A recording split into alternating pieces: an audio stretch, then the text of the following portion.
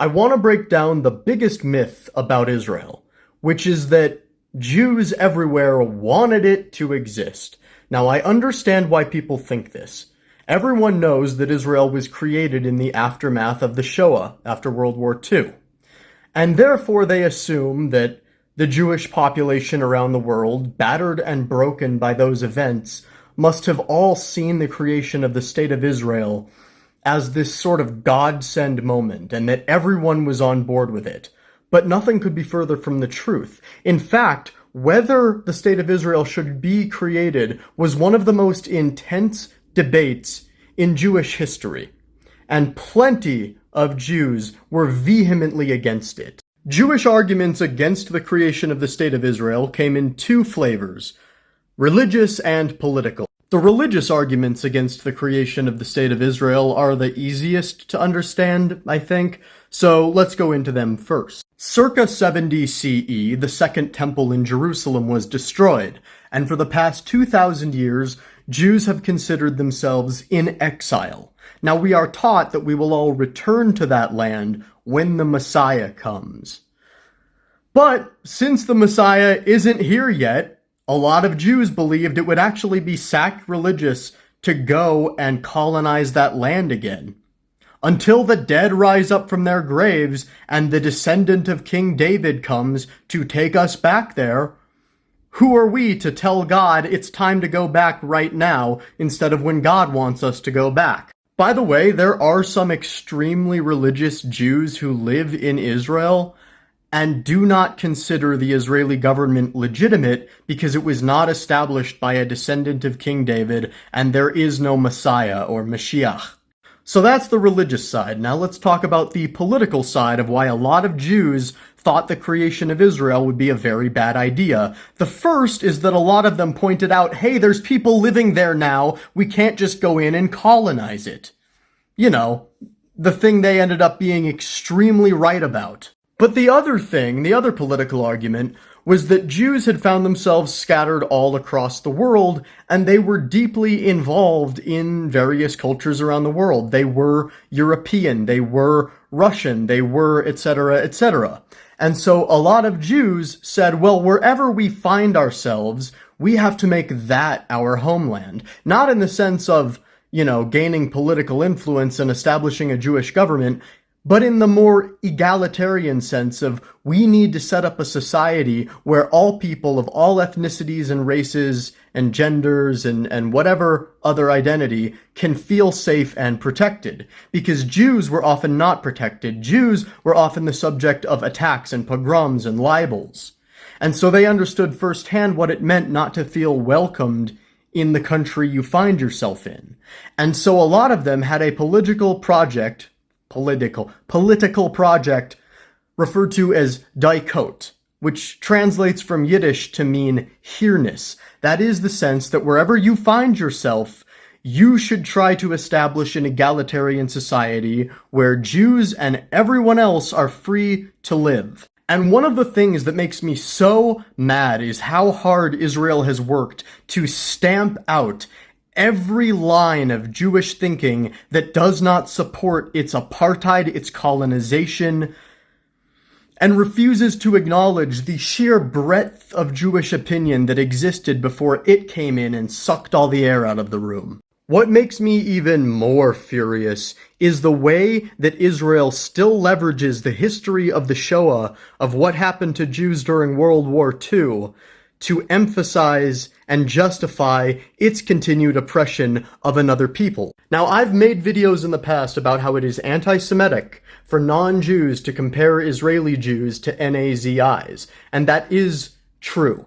But I have personal experience with how that history is used to try and indoctrinate Jews outside of Israel into supporting the Zionist cause. In my K-12 Jewish day school, they would often call assemblies in the gym, and we would all file in there.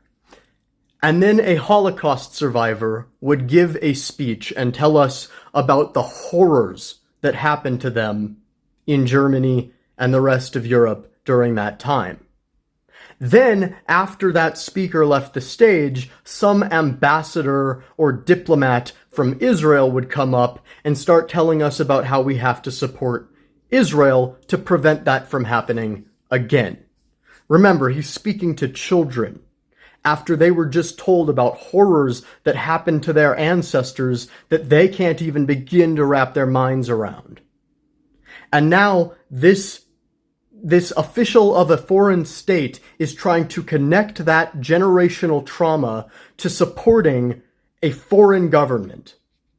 And to anyone who's been through similar things and sees this and hasn't deprogrammed themselves, you need to internalize how absolutely fucked up that is to do to kids. Israel also has the Birthright program, which gives free trips to Israel to any Jew who lives abroad. And by the way, that program was primarily funded by American right-wing billionaire Sheldon Adelstein, who died a few years ago, and who was also heavily involved in Israeli Prime Minister Benjamin Netanyahu's ongoing corruption scandals. I went on one of those trips, despite supporting Palestine, first of all, because I needed to see firsthand how that propaganda works. And let me tell you, putting a bunch of Jewish 18 to 25-year-olds together in a setting that really encourages hookups and plying them with alcohol is a great way to indoctrinate people into just loving whatever country you've given them a free trip to. Partway through our trip, we were joined by a group of Israeli soldiers who remained with us for the last week of the trip. These soldiers were so clearly instructed to just be friendly with us and to answer all of our questions in a way that framed Israel positively. But it was pretty clear they didn't really like us. They were just there to play the role of gracious hosts, ambassadors enlisted by the State of Israel, to make us fall even more in love with it. And when you realize how much money, time, and effort is put into continuously trying to brainwash other people around the world into accepting the political realities of your unjustified apartheid, well, it's very clear that that effort has to be put in for a reason. It's very clear that if that effort was not put in, people would start to see through the charade. Which brings me to my final point, and by the way, if you've stuck with me this far, consider giving me a follow or a like. Israel weaponizes the concept of anti-Semitism regardless of how it hurts other Jews. Because they claim to represent Jews, they can then make the false claim that any criticism of their government is a criticism of all Jews in general and is therefore anti-Semitic.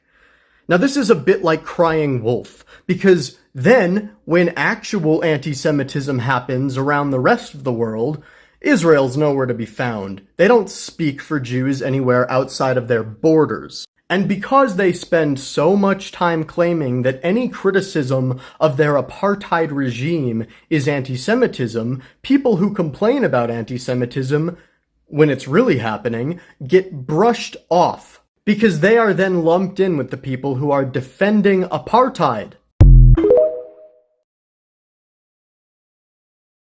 This comment reads, "Can you break down the whole Israel stuff to where my broken brain can understand it?" Probably not. And this isn't a slight against you, the situation's just a fucking mess. And the average person simply isn't capable of discussing it without either being wildly anti-Semitic or supporting the ethnic cleansing that the Israeli government is committing against the Palestinian people. But I will try my best. Before any discussion into this situation begins, there are some basic facts that everyone needs to get behind, or it simply cannot be a productive conversation. First, Judaism is an ethno-religion, meaning it is both a religion and an ethnicity, and ethnically Jewish people are indigenous to the lands of Israel. Number two, ethnically Arabic populations are also indigenous to the lands that are currently Israel and Palestine. Although it does bear mentioning that the first appearance of Palestine on a map was Syria Palestina, a nation that was created by Emperor Hadrian following the Bar Kokhba revolt, when he basically exiled the entire populations of Israel and Judea. Number 3, there is a historic and moral necessity for a Jewish homeland, because throughout the entire history of Judaism, pretty much every single nation they've lived in has tried to eliminate them. And because the governments of those nations are failing or refusing to take any substantive measure to prevent anti-Semitism and anti-Semitic violence, there needs to be a place where Jewish people can feel safe without being the victims of genocide. Number 4, the government of Israel has been committing an ethnic cleansing against the Palestinian people, basically from the first day that the nation of Israel re-emerged under British mandate in the 1940s. Number 5, you can accept the historic necessity for a Jewish homeland while also condemning the actions of the Israeli government. And 5b, you can condemn the actions of the Israeli government without being anti-Semitic. Number 6, despite what some people will try and tell you, the nation of Israel is not a European imperialist settler colonialist project, because again, see previous statement about ethnically Jewish people being indigenous to the land. And while this is undeniably true, there are colonialist aspects of Israeli government policy as they seek to take even more and more land beyond what they were granted in the original mandate, displacing innocent Palestinian people, many of whom have been living on the land for hundreds and hundreds of years. And number 7, 8, whatever, decolonization is often a violent process, and the resistance to large-scale systemic violence against a people is going to necessitate violence. Some of the most recent and large-scale violence in the region, beyond Israel's continued bombardment of Gaza, was Hamas attacking a music festival, killing about 260 Jewish people, which was the largest single anti-Jewish massacre to exist really anywhere in the world since the Holocaust. And the reason why they did this, instead of attacking a military installation or a government institution, is because Hamas is a terrorist organization. Now, terrorist does not inherently mean that they are the bad guys, right? This is the difference between rebel and revolutionary. It comes down to if they win. So can I sum this up in a simple and easy to understand way? No, the situation is fucked sideways, and anyone who tells you differently is a liar. There's fault on both sides, there's victims on both sides. Obviously, the lion's share of the fault lies with the Israeli government because of the massive power imbalance between them and the Palestinian people. But people are angry and scared, and rightfully so, but they want simple solutions to complicated problems, and those don't exist. If someone tries to tell you that they've got a simple solution to a complicated historical problem, the prize at the bottom of that cereal box is genocide, and I can guarantee you that.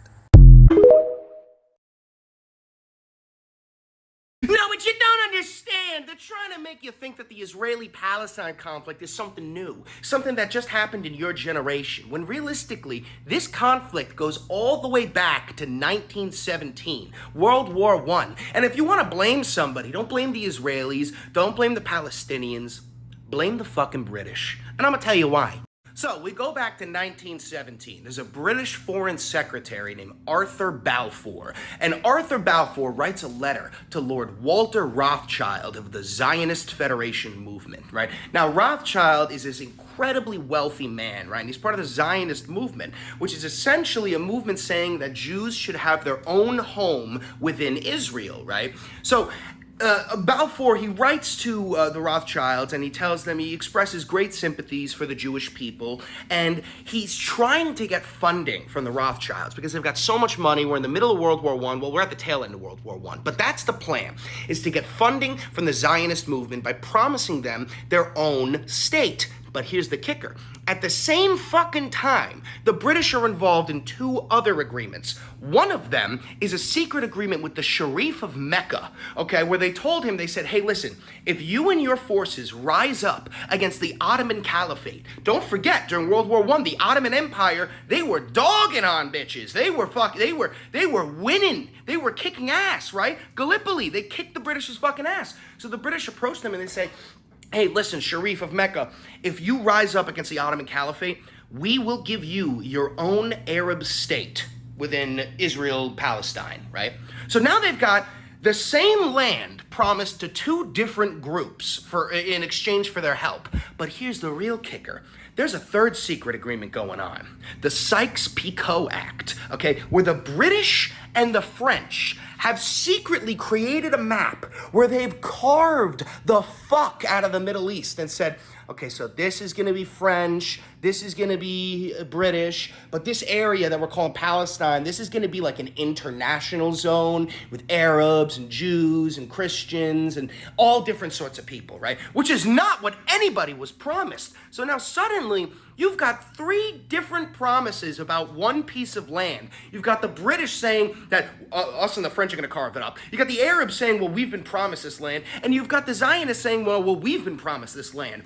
And then the war ends. And what happens is 30 years of British occupation, okay? Where the British, they start, as soon as like Jewish people arrive in England, they are provided with Palestinian passports. They are given, transportation to Palestine. This is the way that the British were trying to solve the anti-Semitic problem throughout all of Europe. But it ended up creating an entirely new problem, which you don't even, a lot of people try to blame the Israelis, a lot of people try to blame the Palestinians, but at the core of this problem, blame the British.